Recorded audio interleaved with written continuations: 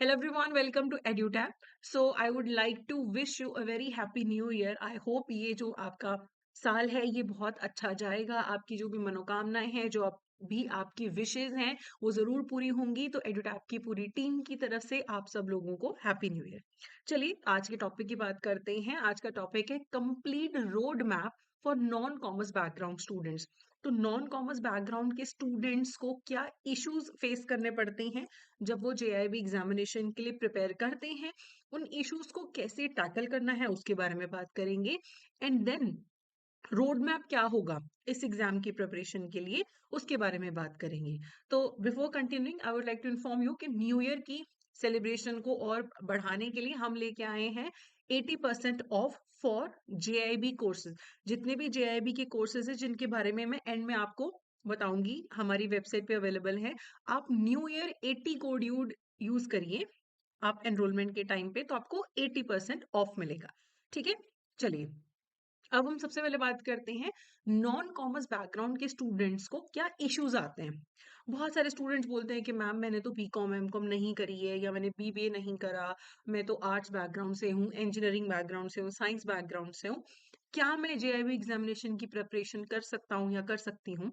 तो देखिए इश्यूज क्या आते हैं. सबसे पहले टर्मिनोलॉजी बैरियर. देखो मैंने एमकॉम किया हुआ है, तो debit, credit, liabilities, balance sheet, PNL account, bonds, इन सब के बारे में मैंने सुना होगा. मुझे इन वर्ड्स को सुन के इनका मीनिंग पता है. लेकिन जो नॉन कॉमर्स बैकग्राउंड के स्टूडेंट्स हैं ना, उन्हें ये सब चीजें पहली बार सुनने में आती हैं या उन्होंने कम सुनी होती है, मीनिंग उन्हें क्लियर नहीं पता होता. तो सबसे पहला तो ये बैरियर है. दूसरा है मैथ फोबिया. अब स्पेशली जो लोग आर्ट्स बैकग्राउंड के हैं, जिन्होंने मैथ्स इतना नहीं पढ़ा, उन्हें लगता है कि जो हमारा जेएब एग्जामिनेशन है ना, उसमें बहुत सारे न्यूमेरिकल्स हैं और मैंने तो कभी लाइफ में मैथ किया ही नहीं, मुझे तो मैथ आता ही नहीं है, मैं कैसे जेएब एग्जामिनेशन क्लियर करूं, मुझे तो न्यूमेरिकल आता ही नहीं है. ये एक बड़ा फोबिया रहता है मन में. फिर होता है लैक ऑफ कंसेप्चुअल फाउंडेशन. जो लोग पहले कॉमर्स बैकग्राउंड के हैं उन्हें बेसिक्स पता होते हैं, उन्हें सिर्फ अपना जो पुराने कॉन्सेप्ट्स है उन्हें ब्रश अप करना होता है. लेकिन जो स्टूडेंट्स नॉन कॉमर्स के हैं उनको तो सब कुछ स्क्रैच से सीखना है, फ्रॉम यू नो जीरो से 10 तक जाना है उनको. ये एक बड़ा इशू रहता है. उसके बाद सिलेबस ओवरवेलमिंग लगता है. अब मेरे लिए जो I E N I F S subject है जेएब एग्जामिनेशन का, मैंने बेसिक्स ऑफ इकोनॉमिक्स पढ़े हैं, मुझे पता है जीडीपी क्या होता है, मॉनेटरी पॉलिसी में क्या क्या चीजें होती हैं, मुझे एएफएम के काफी बेसिक्स पता है. और मुझे सिलेबस देख के उतना डर नहीं लगता कि अरे ठीक है यार ये तो मुझे पता है, मैं कर लूंगी जैप क्लियर. लेकिन जो नॉन कॉमर्स बैकग्राउंड के स्टूडेंट्स हैं उनके लिए most of the syllabus, specially INFS और एएफएम का, नया नया सा लगता है. सब कुछ बहुत न्यू लग रहा है, डर लगता है कि इतना कुछ कैसे प्रिपेयर करेंगे. ठीक है. फिर एक साइकोलॉजिकल ब्लॉक भी है. हमारे आसपास के लोग जो हैं वो भी हमें बोलते हैं कि अरे यार मैं तो कॉमर्स वाला हूँ, मेरा नहीं हुआ, तुम्हारा कैसे हो जाएगा, तुम तो नॉन कॉमर्स के हो. हम अपने माइंड में एक बैरियर क्रिएट कर लेते हैं कि नहीं होगा. तो ये सारे इश्यूज फेस करने पड़ते हैं एक नॉन कॉमर्स बैकग्राउंड के स्टूडेंट को, जिसमें से आई वुड से मुझे पर्सनली लगता है कि जो ये साइकोलॉजिकल ब्लॉक है, जो हम मेंटली पहले ही सोच लेते हैं, हार मान के बैठ जाते हैं कि मैं तो नॉन कॉमर्स का हूं, मुझसे नहीं होगा, ये सबसे बड़ा इशू है जिसको आपको हेड ऑन फेस करना है. अब इन इश्यूज को टैकल कैसे करना है, देखो सबसे पहले अपना माइंडसेट रीफ्रेम करो. आप पॉजिटिव सोचो कि मैं कर लूंगा, इतने लोग नॉन कॉमर्स वाले करते हैं, मैं भी कर लूंगा. आप उन लोगों की तरफ मत देखिए जिन्होंने नहीं किया, जिन्होंने कर लिया नॉन कॉमर्स बैकग्राउंड होने के बावजूद भी. उनके बारे में सोचिए, अपना माइंडसेट सोचिए कि अरे यार मैंने बैंक में भी तो नौकरी ली है, इतना मुश्किल कंपटीशन जो है मैंने पार किया है. अपना माइंडसेट सबसे पहले चेंज करो कि मैं कर लूंगा, बस सबसे पहले ये सोचना है. दूसरा, डीमिस्टिफाई द लैंग्वेज. अब आपको एएफएम का सिलेबस देख के, आईएफएस का सिलेबस देख के आपको लगता है कि यार ये क्या टर्मिनोलॉजी, अरे मॉनेटरी पॉलिसी सुना तो है लेकिन होता क्या है, कौन बनाता है ना, बैलेंस शीट कैसे बनती है, सस्पेंस अकाउंट क्या होता है. आप पहले तो लैंग्वेज को डीमिस्टिफाई करो. जो बेसिक्स है ना, जो उन्हें आप करना शुरू करो. जो ग्लॉसरी है, जो वोकैब है, उन सब्जेक्ट्स की जो आपके वीक हैं, उनको समझिए. एक बार देखो आपने एएफएम पढ़ना शुरू कर दिया, आपको पता लग गया, इनिशियल लेक्चर्स में पता लग जाएगा कि एसेट क्या है, लायबिलिटी क्या है, बैलेंस शीट क्या है, प्रॉफिट एंड लॉस अकाउंट क्या है.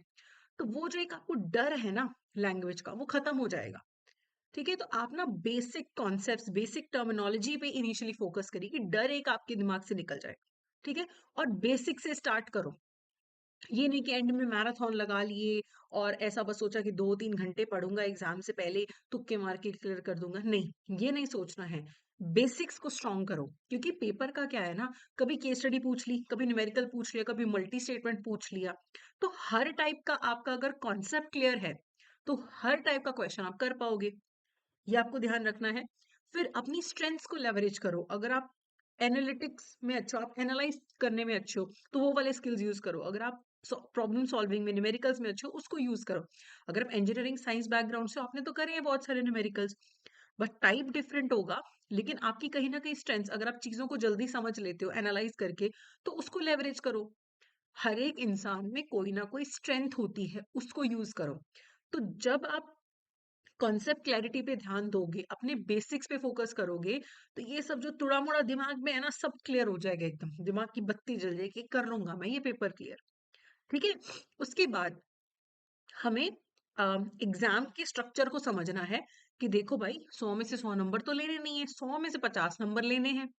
ये मेरे 4 सब्जेक्ट हैं, इसमें समझो। जो नॉन कॉमर्स वाले हैं उनको IEN, IFS और AFM में इशू आता है, सबसे ज्यादा AFM में। RBWM और PPB में आप, जो नॉन कॉमर्स वाले लोग हैं और जो कॉमर्स वाले लोग हैं, वो बराबर ही हैं। मैं नॉन कॉमर्स बैकग्राउंड से तो नहीं हूं, मैं तो कॉमर्स बैकग्राउंड से हूँ। मुझे भी PPB RBWM स्क्रैच से पढ़ना पड़ा था। लेकिन जो लोग बैंकिंग सेक्टर में है ना, RBWM PPB उनकी स्ट्रेंथ बन सकता है। अब मुझे नहीं पता था KYC कैसे होता है, किन किन तरीकों से होता है ना, RTGS नेफ्ट के क्या रूल्स हैं। आप लोग बैंक में काम करते हो, आपको पता है। वो स्ट्रेंथ को आइडेंटिफाई करो, है ना। INFS AFM वीक लगता है आपको, आप पहले सिलेबस समझो। पास होने का क्या क्राइटेरिया है, कितना मुझे आता है, मुझे कौन से सोर्सेज यूज करने हैं। एग्जाम के स्ट्रक्चर को सबसे पहले समझो। ये आप सोचो ना कि अरे यार, मैंने 50 ही तो नंबर लेने हैं, मैं इतना लोड क्यों लेके बैठा हूँ, मुझे 90 तो लेने नहीं है। वो समझो। अपने हिसाब से स्टडी प्लान बनाओ। आपकी क्या स्ट्रेंथ है, आपकी क्या वीकनेस है, आप इस टाइम पे किस लेवल पे बैठे हो प्रेपरेशन की। दूसरों की बातें मत सुनो, स्पेशली जो नेगेटिव लोग हैं कि अरे यार ये तो नहीं होगा, या ऐसे लोग जो बोलते हैं अरे मैंने तो 10 दिन में पढ़ के क्लियर कर लिया। नहीं, हमें रिस्क नहीं लेना है, हमें अपने हिसाब से अपना प्लान बनाना है। ठीक है? मुझे सेल्फ स्टडी करनी है, मुझे कोचिंग लेनी है, ये मुझे अपनी जरूरत के हिसाब से डिसाइड करना है। ठीक है? और रिलायबल स्टडी मटेरियल यूज करो। ये नहीं कि किसी ने कोई भी नोट्स पकड़ा दिए, टेलीग्राम से कुछ भी डाउनलोड कर लिया, कोई भी वीडियो देख ली। नहीं, एनालाइज करो 2-3 दिन, कौन सा सोर्स मुझे चाहिए और इनमें से कौन सा बढ़िया है, कौन सा तरीका बढ़िया है मेरे लिए। मुझे अपना कॉस्ट इफेक्टिवनेस भी देखना है, मुझे टाइम भी देखना है, सब कुछ देखना है। तो अपने हिसाब से आप स्टडी मटेरियल चूज करो। अगर आपके पास अच्छा स्टडी मटेरियल होगा ना, आप कुछ भी पढ़ लोगे। आपको पढ़ाने वाला अच्छा होगा और आप डेडिकेशन दिखाओगे ना, ये कुछ भी नहीं रहेंगे इश्यूज। बहुत बड़ा मेंटल ब्लॉक ही है कि नॉन कॉमर्स वालों से नहीं होगा।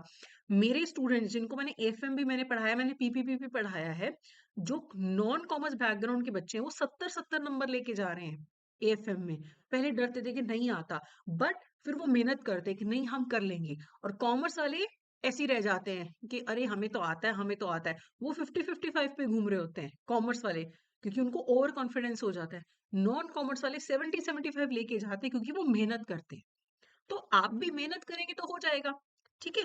तो अब आपका रोड मैप क्या होना चाहिए? सबसे पहले तो IEN, IFS और AFM, ये डिफिकल्ट लगते हैं नॉन कॉमर्स वालों को, इनको ज्यादा टाइम फोकस करो इन पे। नॉन कॉमर्स वाले, इनको ज्यादा टाइम दो, सबको बराबर मत दो। इनको ज्यादा दो, PPB AFM को, RBWM को कंपैरेटिवली कम दो, AFM INFS को ज्यादा टाइम दो। कंसेप्चुअल अंडरस्टैंडिंग पे ध्यान दो। प्रीवियस ईयर क्वेश्चन सॉल्व करो, है ना। कोई चीज पढ़ी, उसके क्वेश्चन सॉल्व करो कि जो मैंने पढ़ा मैं अप्लाई कर पा रहा हूँ कि नहीं कर पा रहा हूँ। ठीक है? जिन एग्जाम्स के टॉपिक्स में आपको लगता है कि ये डिफिकल्ट है, इनमें से हर बार पेपर आता है, उनमें ज्यादा टाइम दो। क्योंकि हमें 50 के बैरियर को क्रॉस करना है, वो आपके माइंड में चीज होनी चाहिए। बहुत ज्यादा टाइम ये भी मत करना कि सिर्फ AFM पढ़ते रहे, बाकी 3 को इग्नोर कर दिया, पता लगे AFM क्लियर हो गया और बाकी 3 रह गए। तो टाइम डिवाइड करना, स्ट्रैटेजी बनाना बहुत जरूरी है। तो देखो, जनवरी से आपका टाइम शुरू हो गया, मई में पेपर है, तो जनवरी और फरवरी सिर्फ आप सब्जेक्ट्स पढ़ने में, फाउंडेशन अच्छी बिल्ड करने में, अपने आप को सब्जेक्ट से फेमिलियर करने में लगाओ कि बेसिक्स आपके जनवरी फरवरी में हो जाए। मार्च में आप उन सब्जेक्ट्स को दोबारा पढ़िए, अपनी स्ट्रेंथ बिल्ड करिए, ठीक है। जनवरी फरवरी में ना आपको ज्यादा फोकस नहीं करना कि मेरे मार्क्स कितने आ रहे हैं। जैसे अपने टॉपिक पढ़ा आपने जनवरी फरवरी में, उसके क्वेश्चंस भी करे। हो सकता है आपके नंबर उतने अच्छे नहीं आ रहे हैं, आपकी गलतियां हो रही है, लेकिन उन गलतियों से सीखो। लेकिन मार्च तक आपका मेजर सिलेबस कवर हो जाना चाहिए चारों सब्जेक्ट्स का, 2 महीने और मोर देन इनफ, अगर आप अच्छे से रेगुलरली पढ़ाई करते हो। मार्च में आपको फुल लेंथ मॉक टेस्ट करने शुरू कर देने चाहिए, आपको थोड़े से डिफिकल्ट टेस्ट करने शुरू कर देने चाहिए। एएफएम आपका रिवीजन आप करने शुरू कर दो, मुश्किल वाले टॉपिक्स आप मार्च में करो। जनवरी फरवरी में आप अपने साथ थोड़ा सा लीनियंट रहोगे कि अरे यार नया नया शुरू किया है। मार्च में खुद के साथ स्ट्रिक्ट हो जाओ कि भाई इस टाइम पे तो मुझे आना चाहिए। तो जनवरी फरवरी में बेसिक्स करें। बेसिक आपने एक बार पूरा सिलेबस कवर कर लिया, मार्च में आपने थोड़ा सा और जो डिटेल में सिलेबस को कवर किया। लेकिन ये तभी होगा, जनवरी में ही आपको डिसाइड करना पड़ेगा कि मुझे कहाँ से पढ़ाई करनी है, सेल्फ स्टडी करनी है तो कैसे करनी है, कोर्स लेना है कौन सा लेना है, ठीक है। अप्रैल आप सिर्फ रिवीजन और मॉक टेस्ट करो। पढ़ाई का टाइम जनवरी फरवरी मार्च। मार्च में मैं आपको ज्यादा कुछ करने को नहीं बोल रही हूँ, सिर्फ कॉन्सेप्ट को बिल्ड करने के लिए बोल रही हूँ, क्योंकि मार्च में बुक क्लोजिंग होनी है, उतना टाइम हो गया नहीं आपके पास पढ़ाई करने के लिए, ठीक है। तो मई जनवरी फरवरी तो एकदम पकड़ के रखो कि जब फ्री टाइम मिला पढ़ाई कर ली, ठीक है।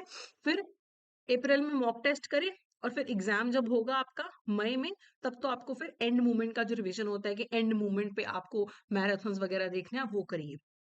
अब देखो, नॉर्मल एक स्टूडेंट जो कॉमर्स बैकग्राउंड का है, नॉन कॉमर्स का है, सबके लिए यही आपका रोड मैप रहेगा। लेकिन आप लोगों को एएफएम को ज्यादा टाइम देना है, आईएनएफएस को ज्यादा टाइम देना है, ठीक है। पीवाईक्यू जरूर देखिए कि पहले पेपर कैसा आता है। कई बार हम दिमाग में बना के बैठे हैं कि बहुत डिफिकल्ट है, उसका नहीं हुआ मेरा कैसे हो जाएगा। पहले पीवाईक्यूज देखो। तो इसी वीडियो के डिस्क्रिप्शन में ना आपको लिंक मिलेगा ई बुक्स का, उसमें important topics, previous year questions, आपको सब कुछ मिलेगा फ्री ऑफ कॉस्ट। आप वो ई बुक डाउनलोड कर लीजिए, ठीक है। फिर सबसे इंपॉर्टेंट चीज, let go of that mental barrier कि मैं नॉन कॉमर्स का हूं, मैं नहीं कर पाऊंगा। क्यों नहीं कर पाओगे? कर पाओगे आप। कोई भी डाउट आप हमसे पूछिए, आपको कोई भी स्ट्रैटेजी में दिक्कत है आप हमसे कांटेक्ट करिए, कमेंट सेक्शन में बताइए कि मैम मुझे इसमें आपकी हेल्प चाहिए, मुझसे नहीं हो पा रहा। कोई शर्म नहीं है हेल्प मांगने में, ठीक है। मैम मेरा आपके ऑनलाइन सोर्सेस हो रहा है, बढ़िया बात है। मैम मुझे कोर्स में एनरोल करना है, बढ़िया बात है। जो आपको लगता है आप उस हिसाब से करिए, कोई ज्यादा फर्क नहीं है। आपको 10 डेज ज्यादा पढ़ना पड़ेगा। नॉर्मल एक अच्छी तैयारी करने वाले कॉमर्स वाले स्टूडेंट से नॉन कॉमर्स वालों को 10 एक दिन ज्यादा पढ़ना है, उन्हें भी वो अकाउंट्स के बेसिक समझ आ जाएंगे। फिर सबके लिए सिलेबस बराबर है। आपको क्या लगता है, मैंने 2014 में मास्टर्स करी थी, है ना, 10 साल से ऊपर हो गया मुझे मास्टर्स किए हुए। क्या 10 साल बाद मुझे याद है सारी चीजें? मैं ऑब्वियसली टीचिंग के प्रोफेशन में, तो मुझे चीजें याद है। लेकिन जो लोगों ने बैंक में नौकरी करते हुए 10 10 15 15 साल हो गए, चाहे वो कॉमर्स बैकग्राउंड के हैं, चाहे वो कॉमर्स बैकग्राउंड के हैं, फिर भी याद तो कुछ भी नहीं है ना। तो बस ब्रश अप उनको भी करने में टाइम लगेगा, तब तक आप भी उनके साथ आ जाएंगे। अब अगर आपको प्रेपरेशन करनी है, अच्छे से प्रेपरेशन करनी है, तो देखिए आप हमारे कोर्सेज में अभी एनरोल कर सकते हैं। न्यू ईयर 80 कोड आप अप्लाई करेंगे तो 80% ऑफ मिलेगा। तो आपको करना क्या, edutap.in पे जाना है, कोर्सेज में जैप कोर्सेज पे आपको क्लिक करना है। यहाँ पे देखिए न्यू ईयर 80 कोड जो है आपका एप्लीकेबल है, इसको एक्सटेंड कर दिया गया है 3rd of January तक के लिए, उसके बाद एक्सटेंशन नहीं होगा। तो अगर आपकी पहले तैयारी हो चुकी है, सिर्फ रिवीजन करना है, तो टेस्ट सीरीज इज ग्रेट, ठीक है। टेस्ट सीरीज से आप सिर्फ एमसीक्यू सॉल्व करके अच्छी प्रिपरेशन कर सकते हो। अगर लाइव क्लासेस अटेंड करनी है, तो लाइव क्रैश कोर्स बैच 1 है। टोटल 15 क्लासेस पर सब्जेक्ट, यानी कि 60 क्लासेस होंगी। इसमें लाइव क्लासेस में आपके सारे बेसिक्स कवर हो जाएंगे, notes, test series, chapter wise MCQs, सब कुछ आपको मिलेगा यहाँ पे। और अगर आप डिटेल्ड प्रिपरेशन करना चाहते हो लेकिन टाइम कम है, तो देखो मास्टर कोर्स में ना 15 15 20 20 मिनट की वीडियोस के थ्रू सिलेबस कवर किया गया है कि जब टाइम मिला तब एक वीडियो देख ली। तो डिटेल्ड रिकॉर्डिंग्स है, एग्जाम से जस्ट पहले रिवीजन के लिए क्लासेस होंगी, notes, test series, chapter wise MCQs, PYQs, सब कुछ यहाँ पे अवेलेबल है, ठीक है। तो अभी न्यू ईयर 80 कोड एप्लीकेबल है। इंडिविजुअल सब्जेक्ट्स के मास्टर कोर्स भी यहाँ पे अवेलेबल हैं। और अगर आप एनरोल करने से पहले ट्रायल लेना चाहते हैं तो ट्रायल कोर्स भी अवेलेबल है। यहाँ पे जैब 99 कोड आपको अप्लाई करना है। बाकी अगेन कोई भी डाउट है आप हमें मेल कर सकते हैं hello@edutap.co.in या फिर कॉल कर सकते हैं 8146207241 पर। ठीक है, आई होप ये जो वीडियो है आपके काम आएगी, आप अपना वो मेंटल बैरियर ब्रेक करेंगे और एग्जाम को बहुत अच्छे से क्लियर करेंगे। Happy new year, all the best.